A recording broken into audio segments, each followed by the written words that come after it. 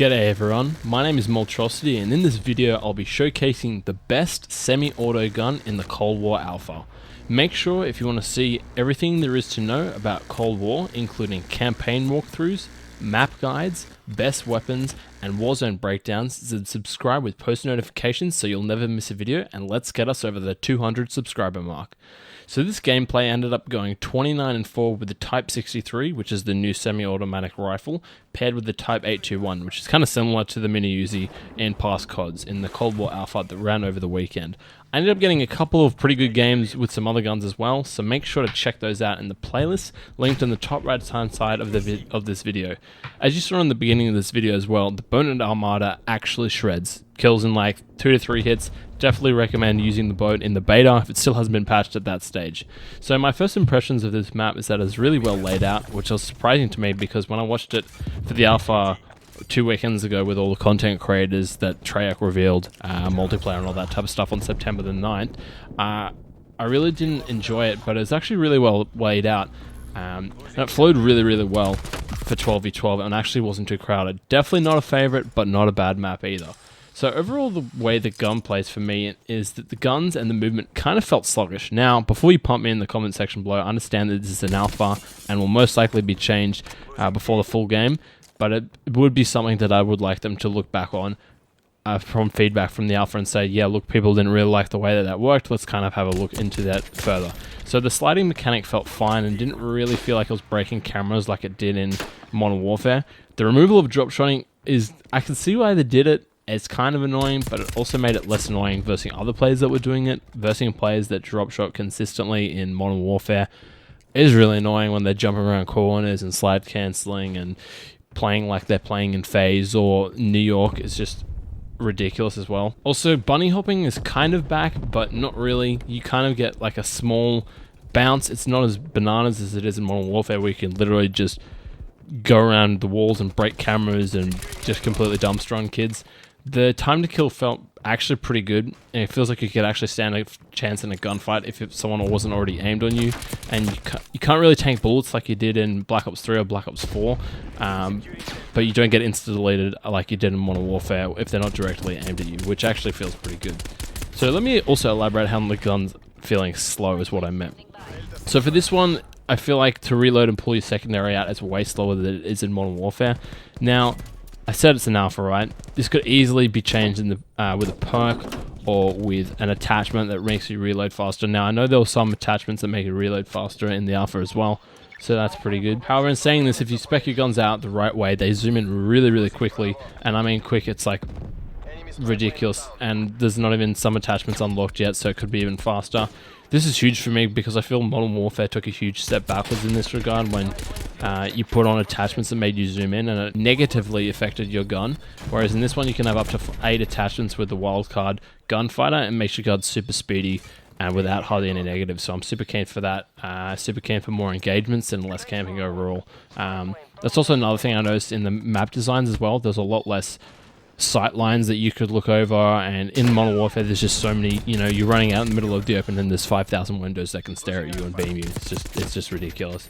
So I hope there's less camping in Cold War. Now, some of you may be asking about skill-based matchmaking in the game. Now, for me, I was actually doing pretty well. I played for a couple of hours and had a couple of pretty decent games. So if there is skill-based matchmaking in Black Ops Cold War, it's either been severely dumbed down or completely taken out of the alpha. My guess is that they just completely took it out of the alpha because I very much doubt that Activision allowed Treyarch to run this game with skill-based matchmaking completely removed because it totally makes them more money. It's more likely to be in full force or dumbed down and a rank mode added later on in the game. Now, this is all speculation at this stage. I don't actually work for Treyarch or Activision or anything like that. If up to me, I would say that it should be completely removed or have a little bit dumbed down in pubs and stuff like that. So in the alpha, the maps that were available were Miami, Satellite, and Moscow for the 6v6 game modes like Hardpoint, Dom, TDM, and Kill Confirmed.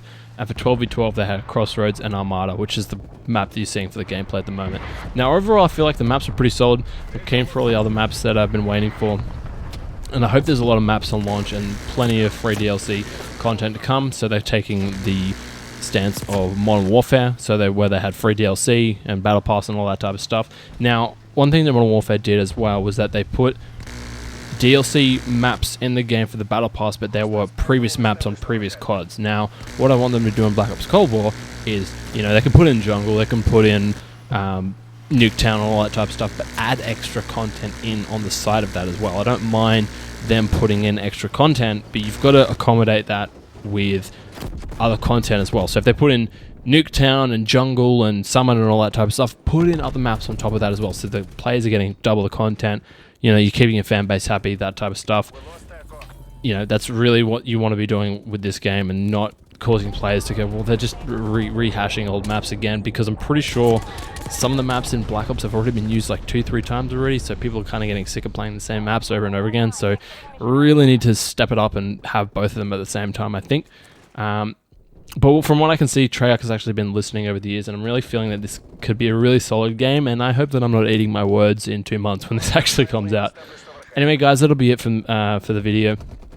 And I'll leave you with the rest of the gameplay without commentary, so you can actually hear what the guns in the game sounds like and that type of stuff without someone yammering over the top of it.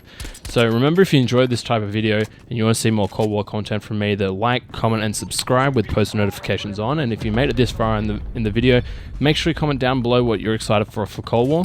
Anyway, guys, I'm out. Take care and peace.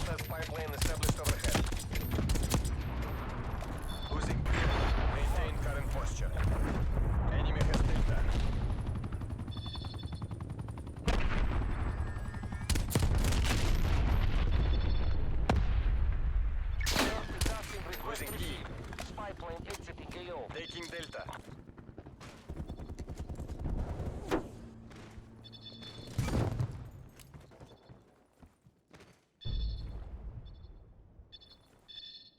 All locations secured. Hold your positions.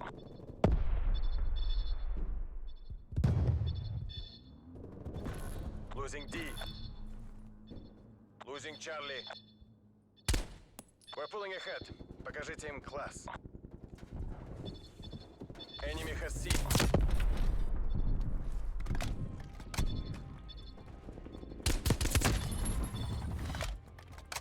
Attack helicopter available for tasking. Attack helicopter established on station. Working your practice. Taking Charlie. Losing B. Losing Echo.